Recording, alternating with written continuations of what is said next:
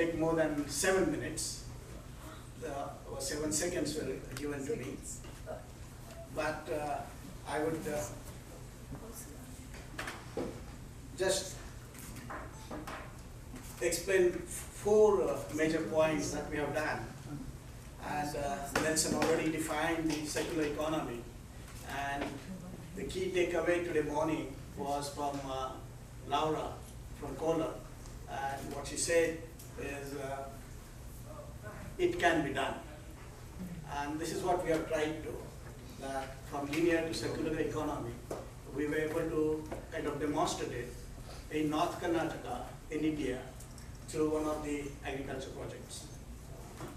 So I'm not spending time on what is agriculture and the global concerns. We are all aware, the food waste, the biomass waste, same with India as well. 686 million tons of total agriculture biomass and 234 million tons available for regeneration, maybe sugarcane, bagasse and agriculture waste through ISAP interventions.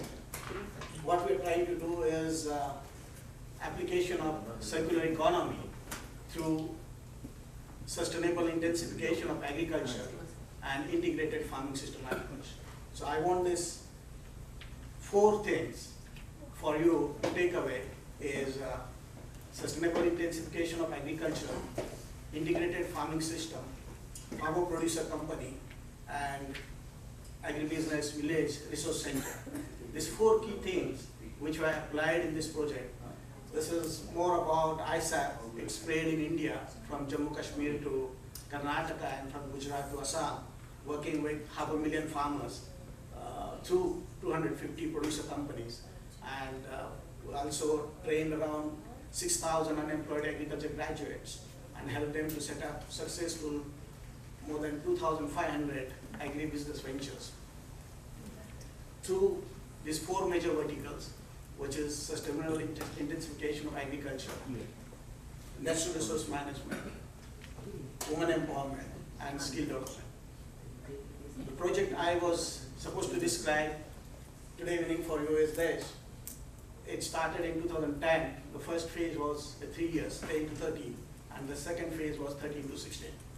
And OCP Foundation from Morocco invested around $2.5 million in this project, which included right from soil to market. And this region in North Karnataka involves 3 districts of Bidar, Gulbarga, and Raichur, which we selected around 10,000 farmers, 3,000 in the first phase and 7,000 in the second phase.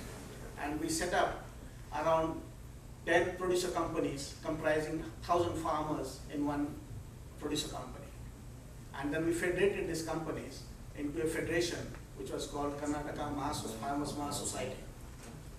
So the approach was formation of farmer groups on the ground in villages, 20, 30 farmers in each group, and then providing technical know-how to these farmers on good agriculture practices, on water management, on post-harvest, on proper agri inputs, and studying the constraints on the farm input side, on the farm, and also on the output side, which is post-harvest.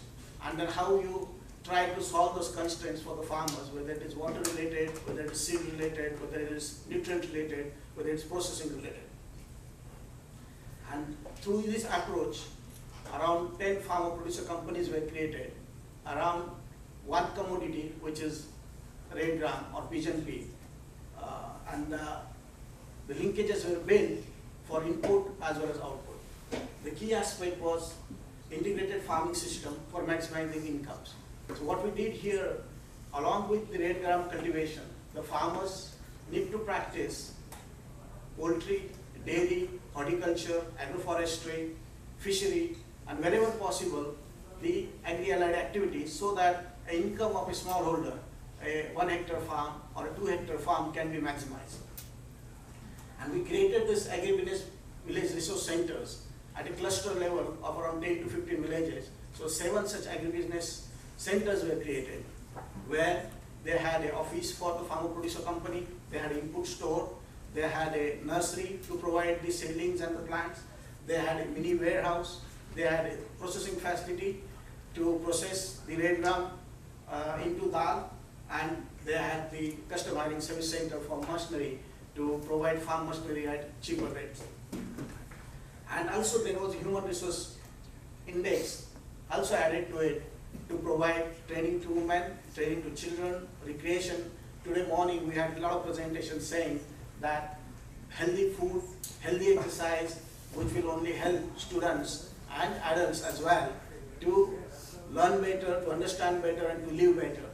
And that is how this human resource development block helped the rural women, rural children and adults to get the physical exercise as well as computer learning and women-friendly activities. So in circular economy, agriculture waste or through integrated farming system approach have to be reduced. So agriculture waste can be used judiciously, whether it is through biofertilizer or bioenergy. And so two main technologies that we deployed here was vermicompost and a cold storage run by biomass. This is a model which is created for the integrated farming system approach, where waste of one activity is recycled into another activity so that the other activity benefits. So animal waste can go as a manure for the farm waste can go as a biomass for energy production. Similarly, this technology, just 2 seconds for this technology, which one of our incubator developed through our incubation activity, which is a biomass-based cold storage, which can run 15 metric ton cold storage with 50 kilos of biomass every day. Interesting technology. And this was used by our farmer producer companies and the Agri-Village Resource Centers. The financials for this project, as I mentioned earlier, $2.5 million invested by the project. In 3 years of its business, it recovered around $28 million.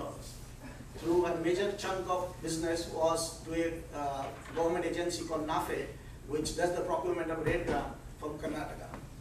And in years to come, this benefit cost ratio will go high and high. And we did a third-party assessment of this project through a third-party agency, and the United Nations Global Compact Network gave us a winner's prize for this project for North Karnataka. Thank you very much.